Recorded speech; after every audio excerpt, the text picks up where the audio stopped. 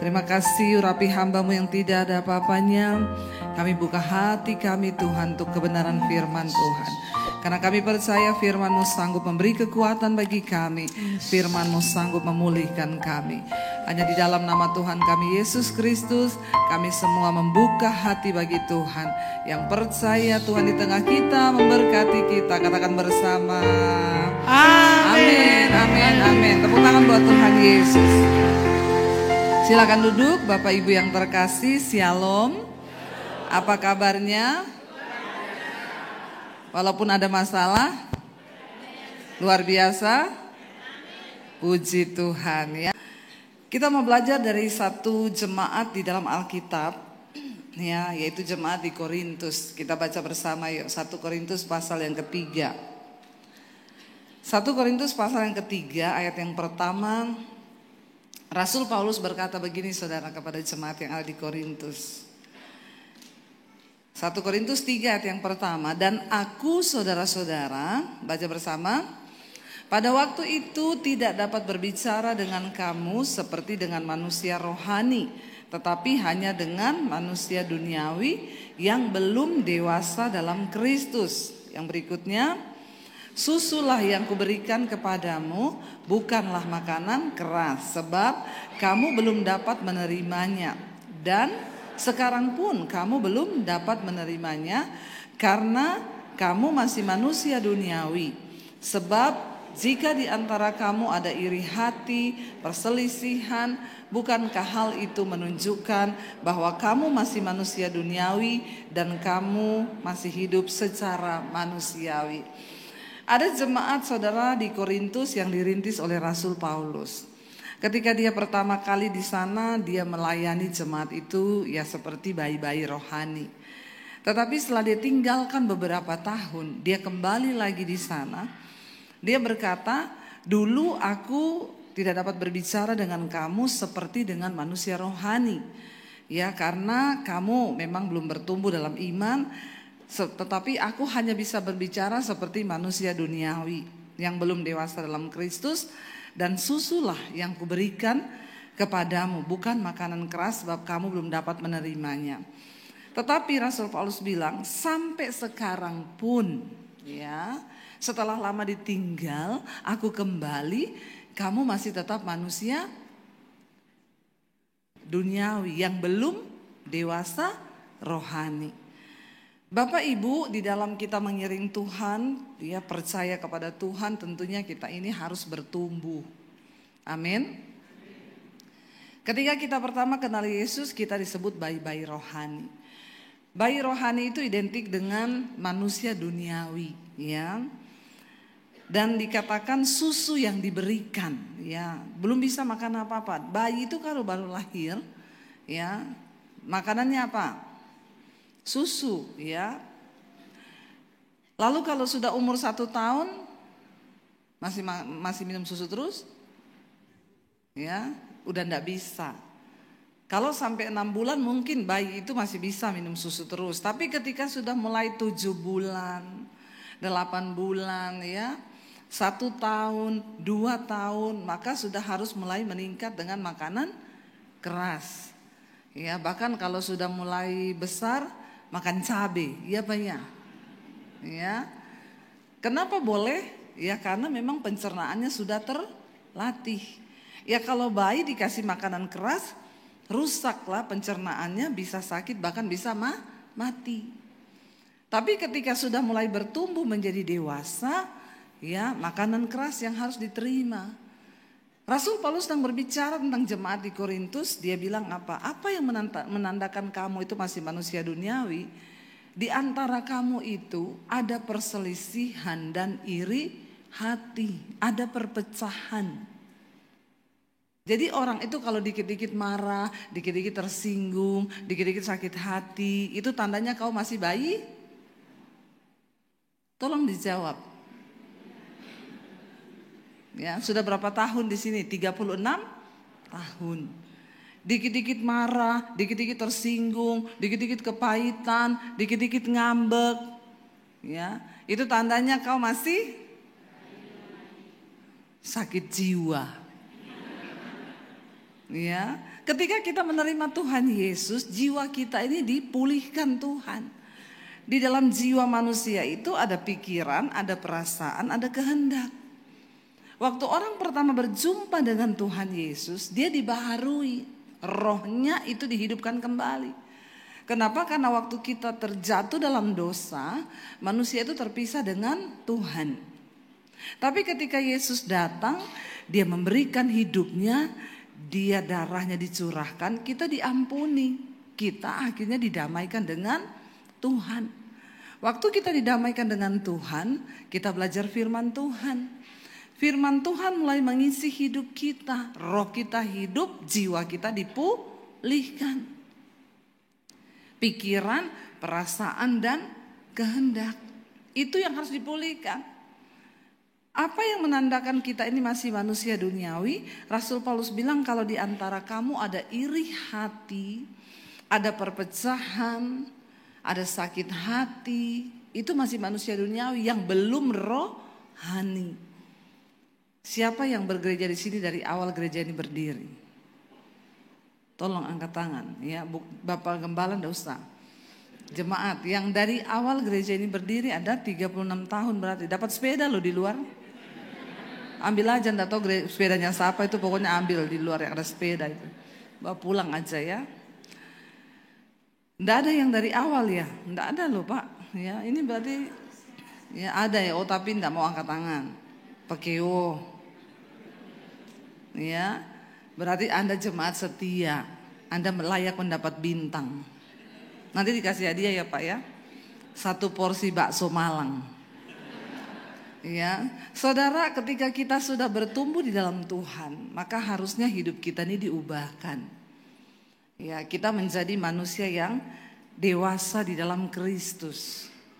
Siapa yang di sini menjadi Kristen sudah lebih dari 20 tahun? 20 tahun. Yang jadi Kristen lebih dari 20 tahun, angkat tangan. Yang lebih dari 20 tahun. Ya, ada yang angkat tangan padahal saya lihat sudah tua loh. Atau jangan-jangan belum jadi Kristen sekarang ya. Saudara, kalau kita menjadi Kristen sudah lebih dari 20 tahun, itu udah lama belum?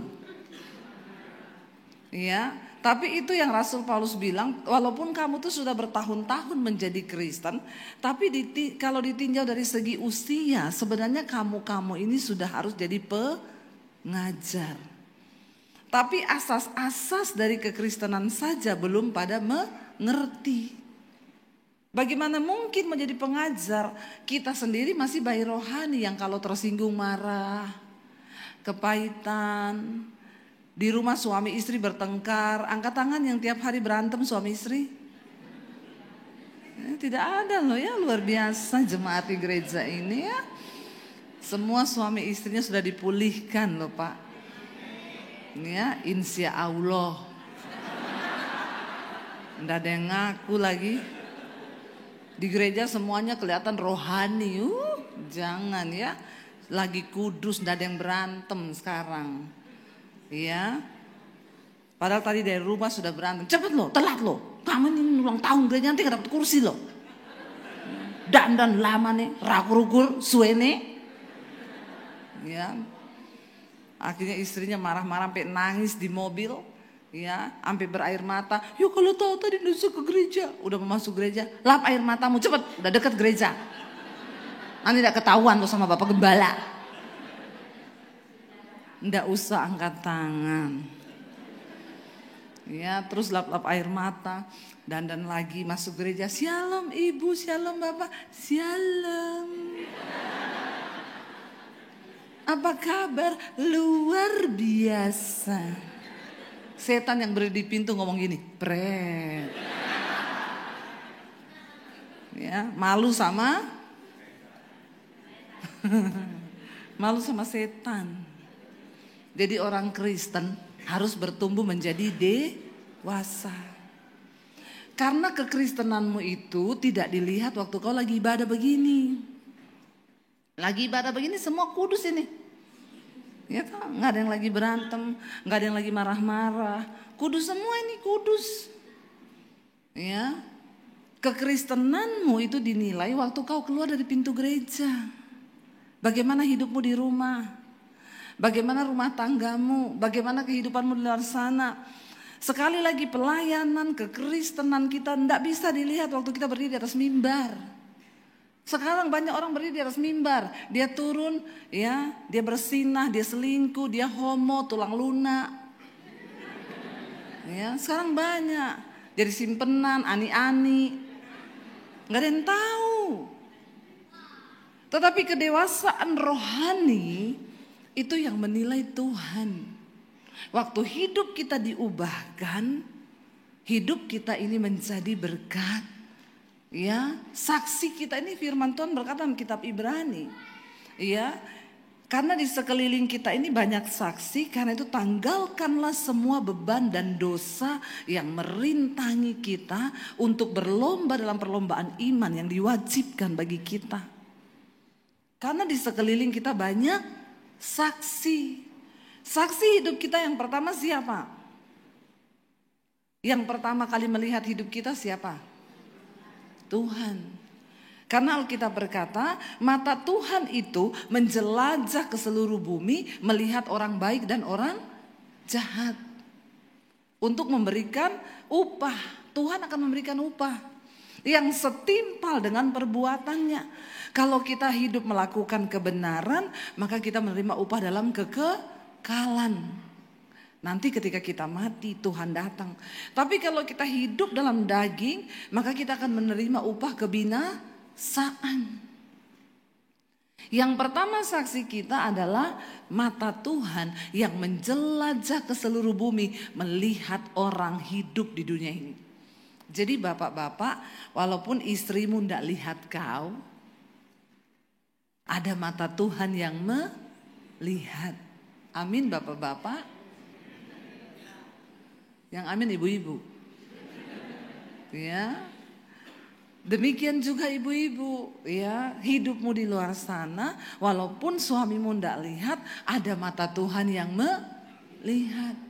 Demikian juga anak muda, walau orang tuamu tidak melihat, ada mata Tuhan yang melihat. Yang namanya dosa tidak bisa ditutupi, makanya kita harus bertobat. Yang pertama saksi hidup kita itu Tuhan. Yang kedua saksi hidup kita di dunia ini siapa yang melihat kita? Malaikat. Malaikat melihat kita. Ya, dimanapun saudara lari bersembunyi ada malaikat Tuhan loh. Ya, bukan cuma kodam yang mengikuti kau. Jangan percaya kodam, amin. Tidak ada itu kodam-kodam itu. Ya, karena malaikat Tuhan yang mengikuti kita bukan kodam. Ya, ada yang percaya, bu katanya kodam saya Nyi Roro Kidul. Ya, sekarang ada aplikasi loh yang lihat-lihat kodam. Kita percaya malaikat itu melihat kita Bapak Ibu. Ya, jadi mau lari kemanapun tidak bisa karena malaikat itu melihat kita. Yang ketiga saksi hidup kita siapa? Saksi kita yang ketiga siapa? Manusia. Ya, istrimu itu saksi hidupmu, suami itu saksi hidupmu, anak-anak itu saksi hidupmu. Ya, makanya mau sehebat apapun hidup kita di luar, jangan lupa ada keluarga yang menyaksikan hidup kita di rumah. Ya, saya berkhotbah begini percuma kalau anak saya nonton, mami kalau khotbah katanya begini-begini, padahal di rumah mulutnya maki-maki, ngapain? Ya, bohong semuanya, pencitraan semuanya. Yang terakhir saksi kita di hidup ini siapa? Setan. Setan bisa lihat kita, walaupun kita tidak bisa lihat setan. Tapi ada orang yang bisa lihat setan. Di sini ada enggak? Ada yang bisa lihat setan di sini? Enggak ada ya? Ada loh orang tuh sedikit-sedikit lihat setan. Ada pendoa bilang sama saya gini, bu di rumah saya ada setan. Padahal pendoa ini. Kenapa ibu tahu? Iya, saya kalau malam mau ambil air minum di belakang, setannya duduk di sofa saya di ruang tamu. Oh iya, ngeri banget bu. Iya. Terus dulu sih saya takut bu, tapi sekarang enggak. Sekarang saya kalau lihat saya bilang permisi. Saya enggak ganggu kau loh. Aneh ya, saya tanya, jadi ibu sertifikat rumah ibu itu atas nama ibu atau setan? Kenapa ibu yang permisi sama setannya? Saya mau tanya saudara, kita ini kalau orang beriman, orang percaya, kira-kira setan betah nggak tinggal di rumah kita? Nah kalau ada setan betah tinggal di rumah kita, berarti kita ini satu roh sama? Berarti temannya? Aneh yo, pendoa syafaat di rumah ada setan. Iya, setan tuh nggak betah tinggal dengan orang benar. Makanya saya kalau di rumah cari yang ada.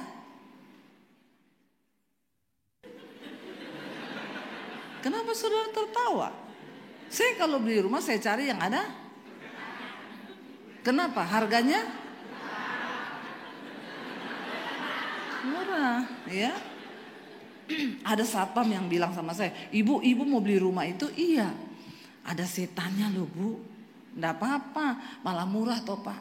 Ibu nggak takut? Nggak. Karena kalau saya masuk ke rumah itu, setannya masih keluar pak. Dia pindah ke posmu. Astagfirullah. Kata satpamnya, astagfirullah, jangan bu. Ya makanya kau harus beriman. Kenapa kau takut sama setan? Ya jangan takut sama setan, amin. Karena kalau kau punya iman, setan tidak berani sama kamu, amin. Tapi kalau kau hidup dalam dosa, kau jadi temannya. Makanya bertobat. Di dalam hidup kita ini ada saksi, makanya berubah. Jangan jadi Kristen yang baik terus, jangan jadi Kristen yang tidak mengalami perubahan. Ya, selama kita masih dikasih waktu hidup, ayo berubah. Jangan jadi baik terus. Tinggalkan semua perbuatan yang jahat. Karena satu saat nanti Yesus berkata, kita semua akan berdiri di hadapan tahta pengadilan Kristus. Untuk apa? Memberikan pertanggungan jawab tentang hidup kita di dunia ini.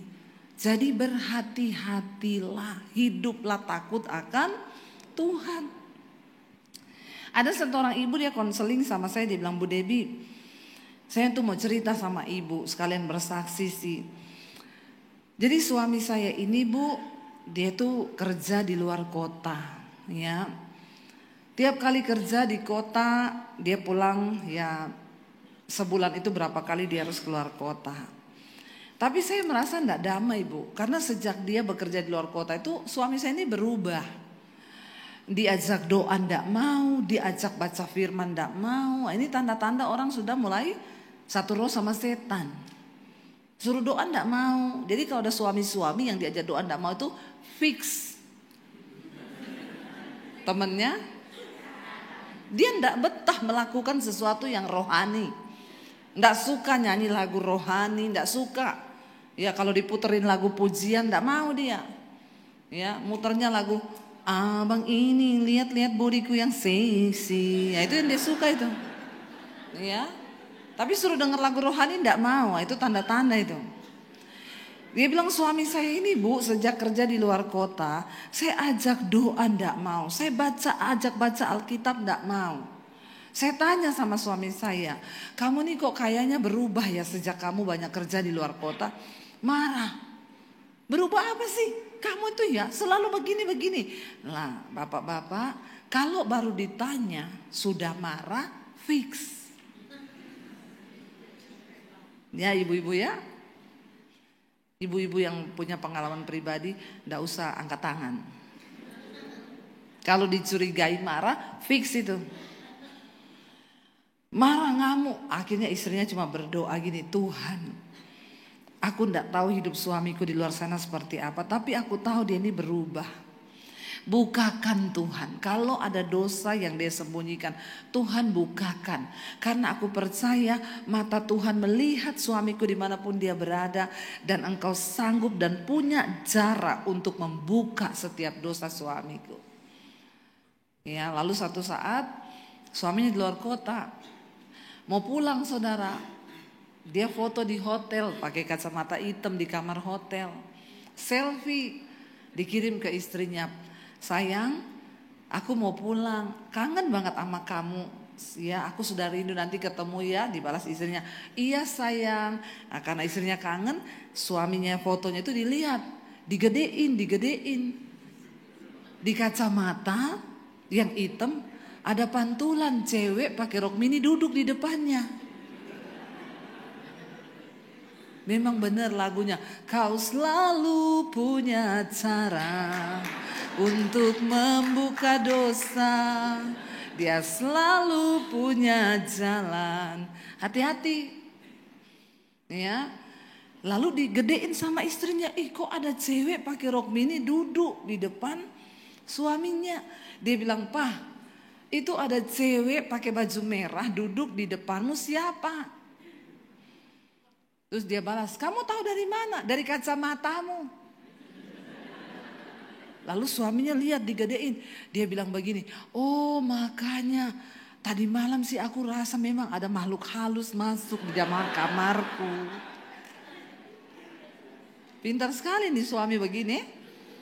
Tapi di Malang tidak ada yang begini. Amin.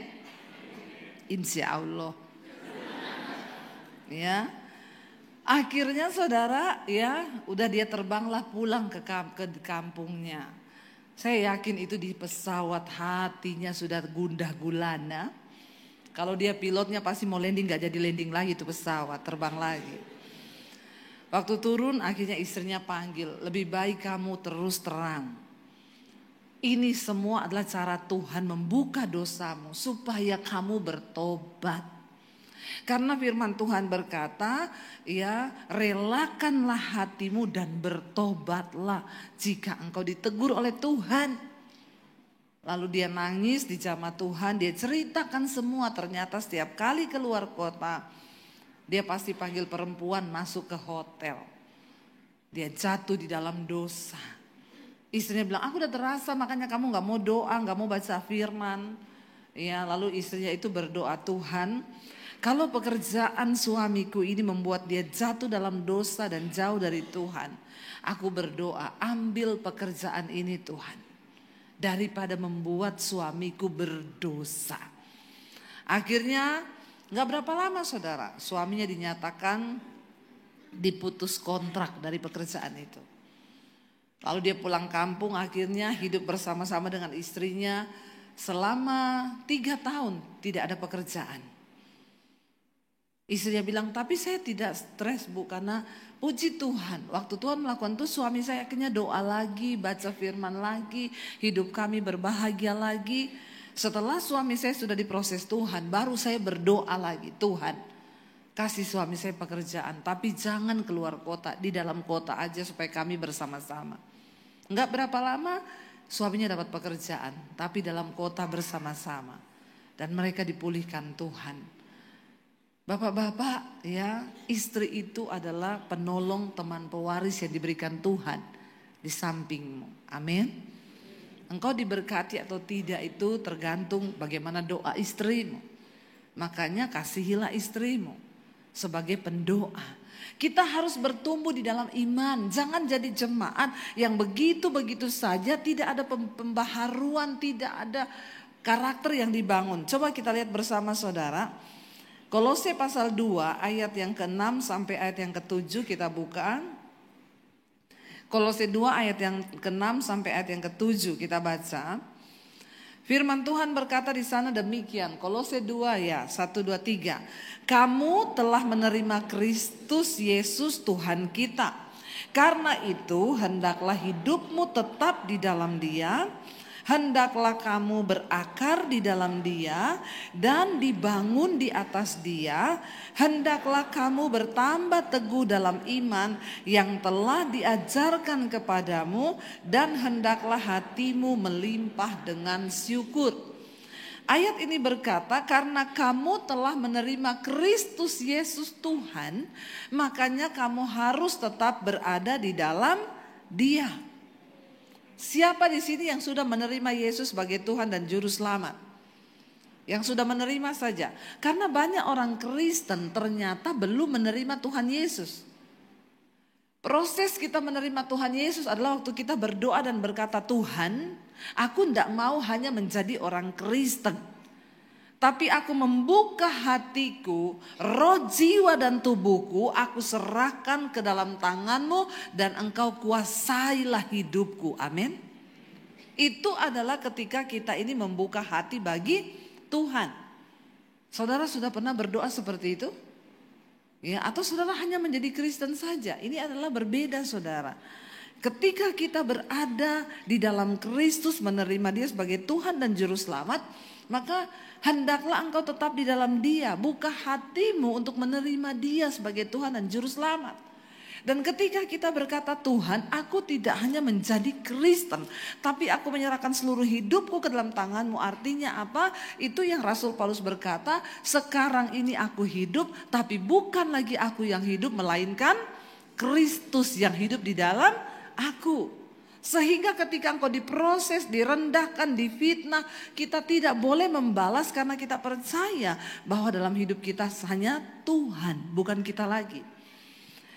Saya menerima Tuhan Yesus tahun 95. Waktu itu saya mau bunuh diri. Saya dulunya bukan Kristen, ya. Saya mengalami perjumpaan pribadi dengan Tuhan Yesus ketika saya mau bunuh diri. Lulus SMA. Karena saya tidak mengenal Tuhan Yesus dan dari kecil saya itu sudah diwanti-wanti sama papi saya.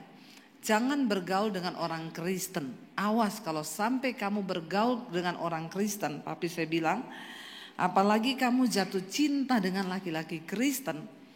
Apalagi kamu menikah dengan orang Kristen. Papi bunuh kamu daripada kamu bikin malu keluarga. Jadi saya tuh gak berani berteman atau kenalan dengan cowok Kristen. Padahal yang ganteng-ganteng itu cowok Kristen. Yang bertobat. Yang tidak bertobat sama aja mirip setan. Jadi saya gak berani. Tapi saudara, kalau saya bisa percaya Yesus dan menjadi Kristen, itu yang Yesus katakan, bukan kamu yang pilih aku, tapi aku yang pilih kamu. Saya bersyukur Tuhan pilih saya. Waktu saya mau bunuh diri, saya cuma bertanya begini, Tuhan, sebelum aku bunuh diri, aku cuma pengen tahu, ada Tuhan gak di dunia ini? Kalau ada Tuhan, siapa kau sebenarnya? Sebelum saya bunuh diri, tunjukkan dirimu kepada saya. Itu doa saya waktu saya sudah putus asa, saudara. Saya melakukan dosa, saya hidup dengan hidup yang hancur. Saya dipukuli papi saya dan sebagainya. Saya memberontak. Ya, ketika hidup kita itu udah jatuh, iblis datang mengintimidasi dan dia pengen kita binasa. Lalu iblis bujuk saya untuk bunuh diri. Tapi saya bilang, Tuhan, sebelum saya bunuh diri, saya pengen ketemu yang namanya Tuhan. Siapa engkau sebenarnya yang menciptakan saya di dunia ini? Setiap kita harus mengalami perjumpaan pribadi dengan Tuhan Yesus. Jangan hanya menerima agama karena warisan dari orang tua. Tapi alamilah perjumpaan secara pribadi dengan Tuhan. Karena orang yang berjumpa secara pribadi dengan Tuhan itu awal dari perubahan hidup dan pertumbuhan rohani terjadi di hidupmu. Waktu kita berjumpa secara pribadi dengan Tuhan, Alkitab berkata, ketika Roh Kudus turun atas seseorang, maka Roh Kudus akan menginsyafkan orang itu, yang pertama akan dosa, kedua kebenaran, ketiga penghakiman. Malam itu ketika saya berdoa, saya sudah tulis surat buat mami papi saya minta maaf kalau saya bunuh diri. Ini adalah yang terbaik buat saya karena saya tahu tidak ada orang yang sayang sama saya. Saya tulis semua itu, saudara, karena iblis terus mengintimidasi saya.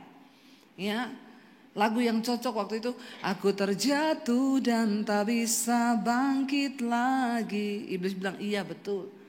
Aku tenggelam dalam lautan luka dalam. Luka jangan dalam-dalam, infeksi loh. Ya, udah gitu, aku tersesat dan tak tahu arah jalan pulang. Pakai Google Map.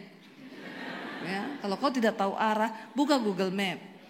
Ya, kalau masih ada sinyal.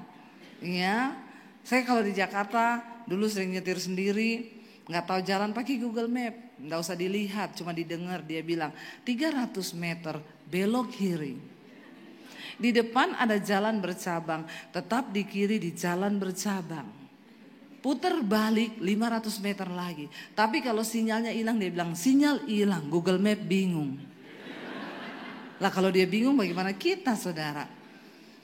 Tapi ada satu hal petunjuk yang tidak pernah hilang sinyal bagi kita manusia dunia ini, yaitu firman.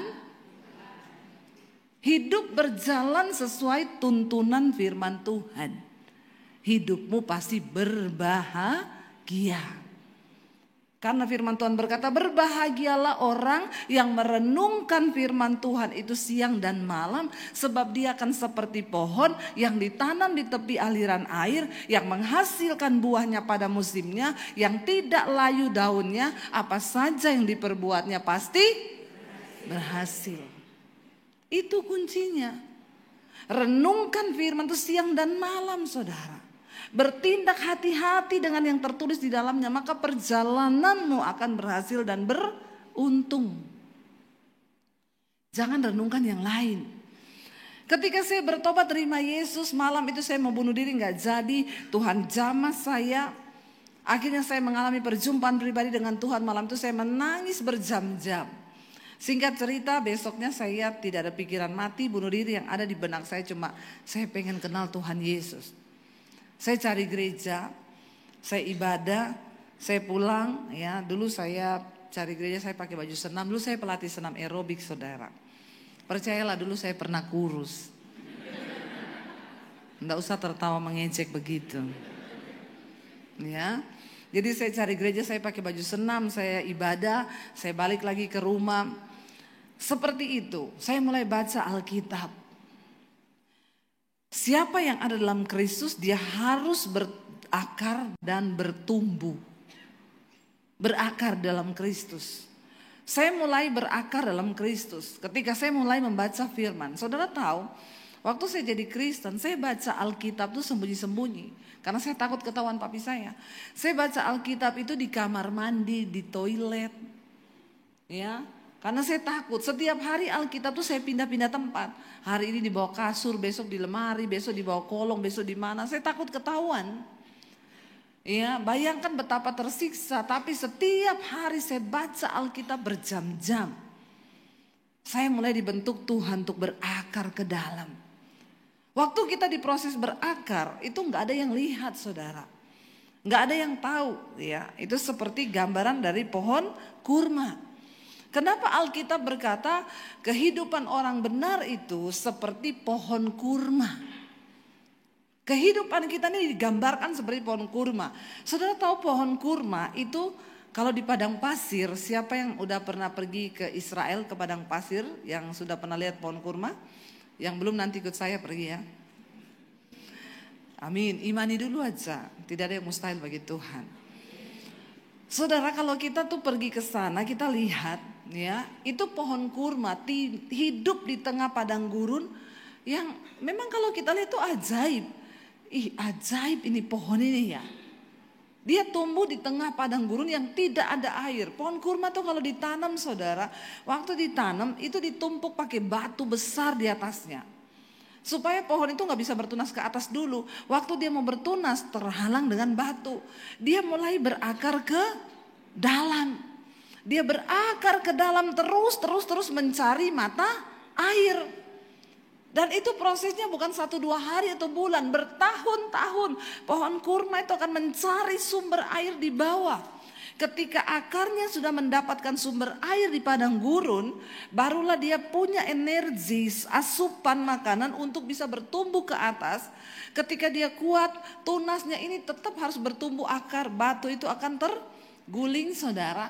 Dan pohon kurma itu tumbuh dengan akar yang kuat ke bawah. Makanya pohon kurma itu kalau di padang gurun itu kalau datang angin badai, saudara, itu dia bisa begini loh, tapi enggak roboh balik lagi karena akarnya kuat. Ya, kehidupan kekristenan tuh harus seperti itu. Kita perlu berakar dalam firman Tuhan, sudah perlu baca Alkitab, dengerin firman. Ya, siapa di sini yang tiap hari baca Alkitab? Yang denger firman, yang lain baca apa? Ramalan. Bertobat. Ya.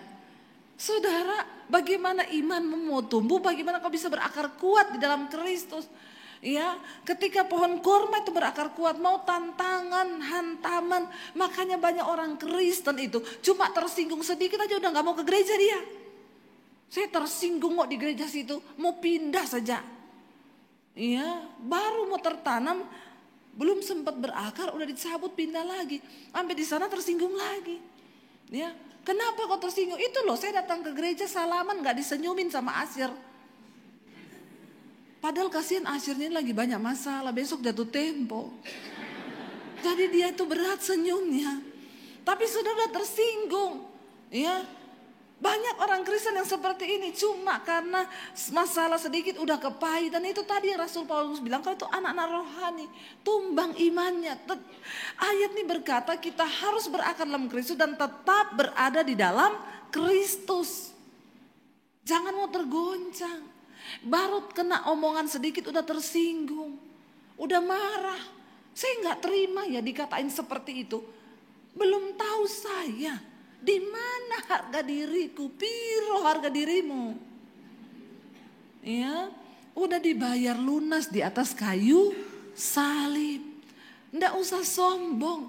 Waktu kita menyadari bahwa kita telah ditebus, kita bisa berkata seperti Rasul Paulus berkata, hidupku bukan aku lagi, tapi Kristus yang hidup di dalam aku. Jadi ketika engkau direndahkan, difitnah, disakiti oleh siapapun, kita bisa berkata, nggak apa-apa. Karena akarmu kuat di dalam firman. Pohon kurma itu saudara, kalau dia berbuah, itu buahnya manis. Ya, saya kalau bawa grup ke Israel, saya selalu bilang kalau di hotel, bawa kurma, ambil itu, ya taruh di tas, taruh plastik. Nanti kita ini banyak jalan, nanti kalau banyak jalan belum sempat makan, kamu pusing tiba-tiba makan itu kurma satu aja, langsung kuat lagi, pusingnya hilang, energinya dapat. Itu pohon kurma. Artinya apa? Ketika orang lain hidupnya sedang lemah, kau bisa memberi kekuatan buat orang lain.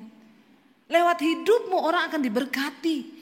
Kau cuma berkata sama temanmu, jangan takut, Tuhan tuh menyertai kamu, saya mau berdoa buat kamu. Engkau sanggup menjadi kekuatan bagi orang lain. Engkau memberi energi yang positif bagi orang lain. Sudahkah kita hidup seperti itu, saudara? Makanya bukan tanpa sebab Alkitab berkata, hidupmu itu harus seperti pohon kurma. Menjadi kekuatan bagi yang lemah.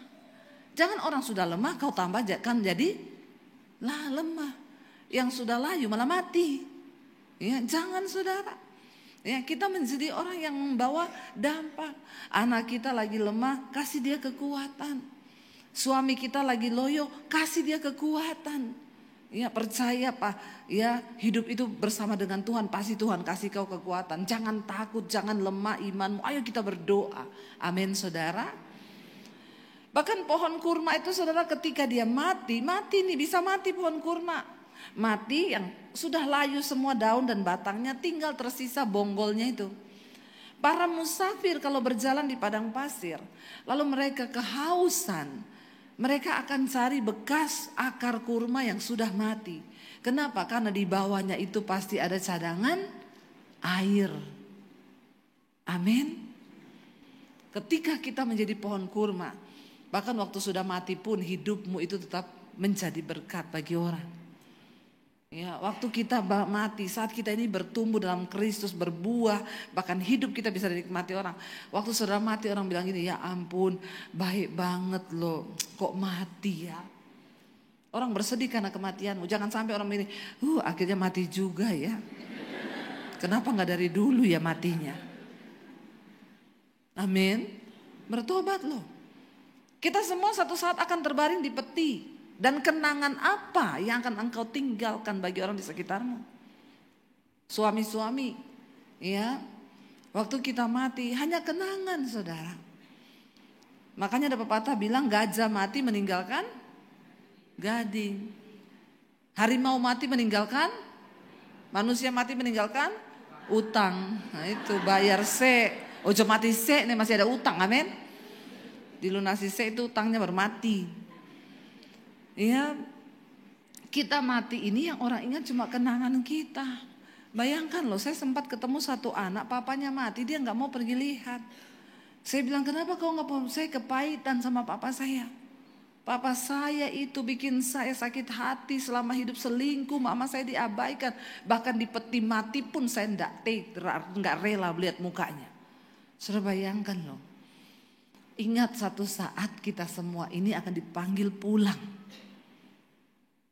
Kalau saya bilang tentang kematian kita akan dipanggil pulang, jangan melirik sama yang sudah tua loh. Ya, banyak yang melirik sama opa-opa dan oma-oma ini. Kayaknya opa duluan ini. Yang namanya mati itu gak pernah lihat umur, amin. Sekarang nih yang muda-muda nih di Jakarta, gak tahu kalau di sini. Anak-anak umur 20 belasan ke bawah sudah kena diabetes. Ya. Bahkan banyak yang kena stroke sekarang. Umur 20-an.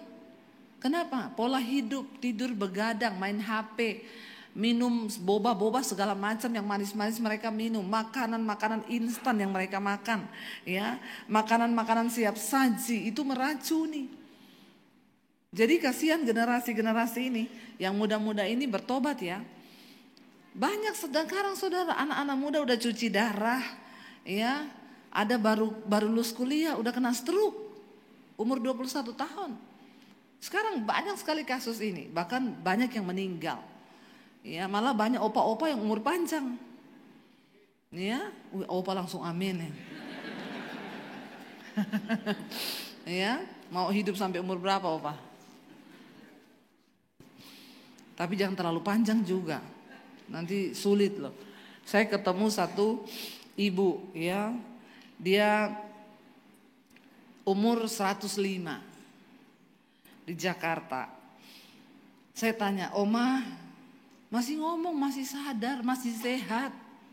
Ya, saya datang masih ibu pendeta.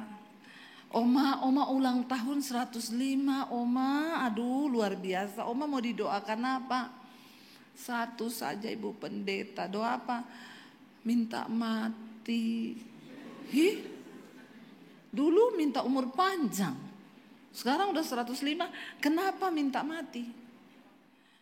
Sudah enggak kuat hidup, kasihan jadi beban buat anak-anak. Saya tanya sama Oma, Oma ini rahasia umur panjangnya apa tuh bisa sampai 105?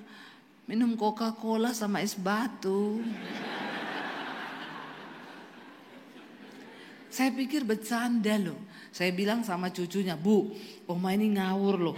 Masa tak tanya?" "Ih betul Ibu Debbie. Nih lihat di depannya dia ada satu botol Coca-Cola." Disensor, ada satu botol Coca. Tit. Nanti enggak ditiru orang semua beli Coca-Cola ini. Sama es batu loh. Saya bilang, bener Bu, ini dari muda begini dia kalau makan, habis makan minta ini minum. Bisa ya? Mau 105 tahun? Jangan dicoba, itu adegan berbahaya loh. Hanya dilakukan oleh para ahli saja itu. Orang biasa tidak bisa. 105. Ya. Oma ndak ada diet apa, ndak ada, semua dimakan. Makan babi, makan makanan kesukaan Oma itu. Sampai 105 loh. Ini sih mematahkan semua apa ya yang bilang ndak boleh ini, ndak boleh itu, nanti cepat mati. Memang benar loh, ternyata hidup mati itu di tangan Tuhan.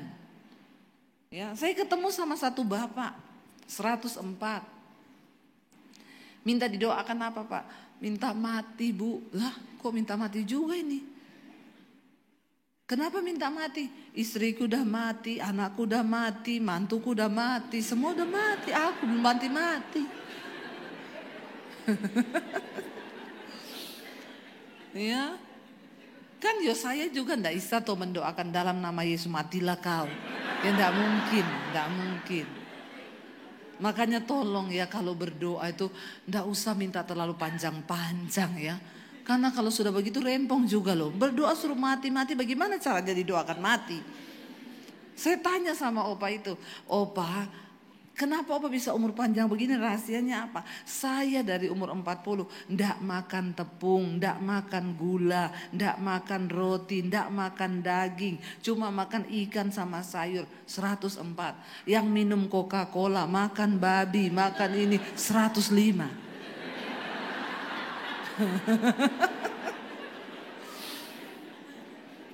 Jadi yang mana? Silakan saudara pilih sendiri. Ini kisah nyata loh, bener loh. Ya, tapi pada akhirnya dua-dua minta. Maka jangan terlalu panjang-panjang. Hidup ini bukan soal panjang atau lamanya umur kita. Tapi apakah hidup kita ini berdampak dan kita melakukan kehendak Tuhan atau tidak? Yesus itu umurnya tidak panjang. Karena memang dia lahir hanya untuk menggenapi kehendak Bapa bagi dunia, amin. Bukan soal panjang atau tidak. Ya, tapi mari kita berdoa, Tuhan, selama Engkau beri aku waktu hidup di dunia ini, aku mau hidup bagi kepentingan Tuhan. Itu kedewasaan rohani. Anak-anak muda, Tuhan, kalau aku mau menikah, aku menikah untuk kepentingan Tuhan, amin. Yang muda saja bilang amin, yang tua sudah terlanjur menikah, tidak usah bilang amin. Ya. Jadi kalau yang muda-muda kau tahu kau mau cari pacar yang seperti apa, ya carilah yang untuk menggenapi kehendak Tuhan. Jangan kau pacaran sama yang masih merokok, masih mabuk, masih judi. Ya, jangan. Tapi kaya loh Bu Debbie.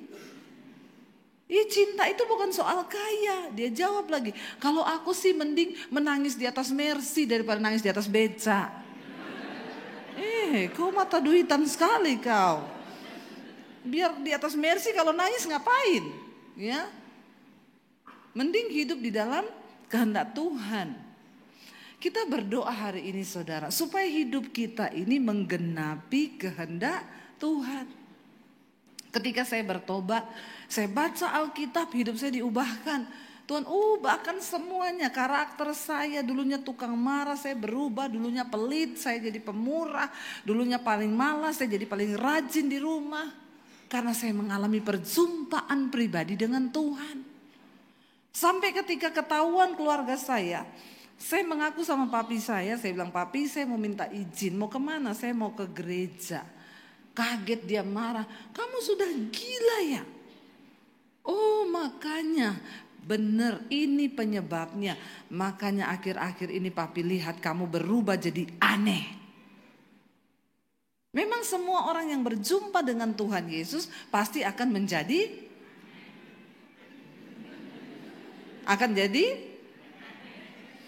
Coba tanya kanan kirimu, bilang, kau sudah aneh belum?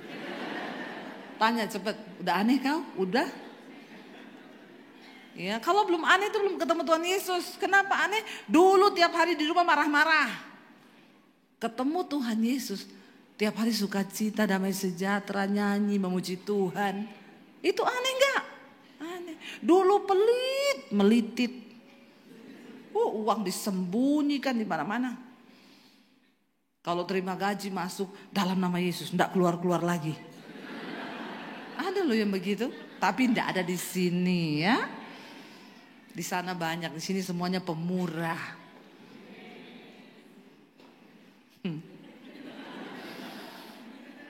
Berubah, dulu pelit. Kalau ke pasar enggak usah nawar. Orang Kristen beli sayur, berapa sayurnya Bu? 5.000. Larang Tolong Saudara, please ya, kau pakai kalung salib lagi besar. Kau beli sayur 5.000, kau tawar 3.000. Bikin malu Tuhan kau. Sekali-sekali berapa sayurnya Bu? 5.000, 10.000 boleh enggak? Pakai kalung salib. Dia bilang, orang Kristen. Amin. Mulai besok ke pasar gak usah nawar. Bukannya bilang amin malah tertawa loh. Berkati orang-orang yang berkekurangan. Kau tidak akan miskin dengan memberkati. Lihat orang di sekelilingmu yang butuh. Siapa tahu dengan uang itu ya, dia sedang butuh. Sekali-sekali coba, sekali-sekali tes. Ngasih uang orang 100.000 sekali-sekali saja. Ketawa loh, malah berarti enggak pernah ini. Ya, coba praktekin saudara. Ya, saya melakukannya berkali-kali. Dan saya melihat saya enggak pernah miskin, saya enggak pernah berkekurangan. Tuhan semakin memberkati ketika kita ini menabur. Amin.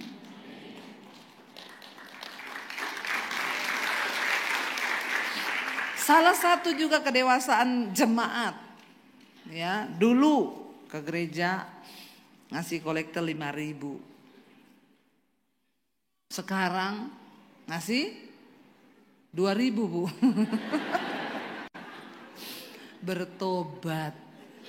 Ya, tanda kedewasaan rohani juga tuh dilihat ketika engkau belajar untuk memberi, belajar untuk menabur, ya. Banyak orang, di luar gayanya hebat, makan ngopi berani. Tapi kalau ke gereja, tuker uang dulu. Gak usah angkat tangan, pengalaman pribadi. Saya tuh loh di Jakarta naik Grab, saya bayar cash waktu itu, naik taksi. Dia kasih saya uang recehan 2.000-an. Bu, saya kasih uang receh ya. Ih Pak, kenapa saya dikasih uang receh? Ibu mau ke gereja toh? Orang Kristen itu bukan naik taksi minta tukeran 2.000-an katanya buat kolektor. Sampai supir taksi tahu loh, bertobat memang. Bertobat. Lo biasa orang Kristen kalau ke gereja minta tukerannya uang kembalian ribuan, 2.000, 1.000. Katanya yang paling kecil aja Pak.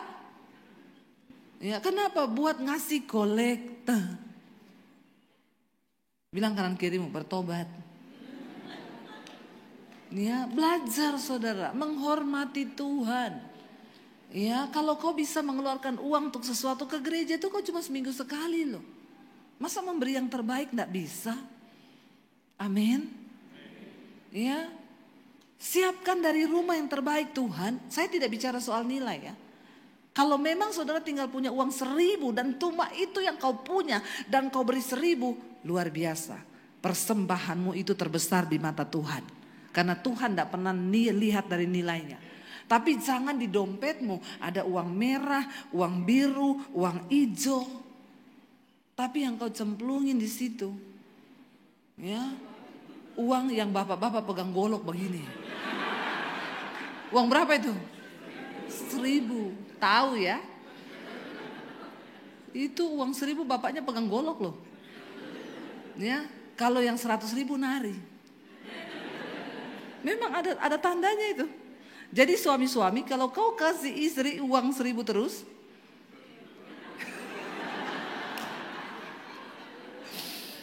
jangan heran nanti istrimu pegang sesuai nilai uang. Tapi kalau kau kasih yang merah, istrimu tiap hari, ibu-ibu semangat. Nggak usah tepuk tangan, dasar mata duitan nih ibu-ibu ini. Ya kalau ngomongin kolektor nggak ada yang tepuk tangan loh. Giliran kasih istri tepuk tangan semuanya. Bertobat. Saudara kalau dalam hal uang kita ini tidak jujur sama Tuhan. Kita tidak bisa dipercaya. Maka Tuhan tidak bisa memberkati kau.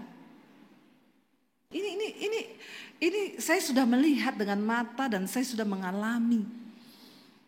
Kita harus benar dulu dalam hal uang. Terutama yang pertama suami istri dalam keluarga. Jangan ada uang sial antara kita. Amin. Satu kali istrinya bilang, "Pah, ini uang apa? Di mana?" Di bawah rak buku yang kelima dalam amplop warna kuning ditumpuk di situ, diuyak-uyak di dalam. Bapaknya bilang, "Uang sial itu." "Kenapa kau bilang uang sial?" "Sudah disembunyikan, kau temukan juga." Sial banget. Ya, makanya bapaknya konseling sama saya, "Bu, saya ini menikah sama istri yang pintar cari uang."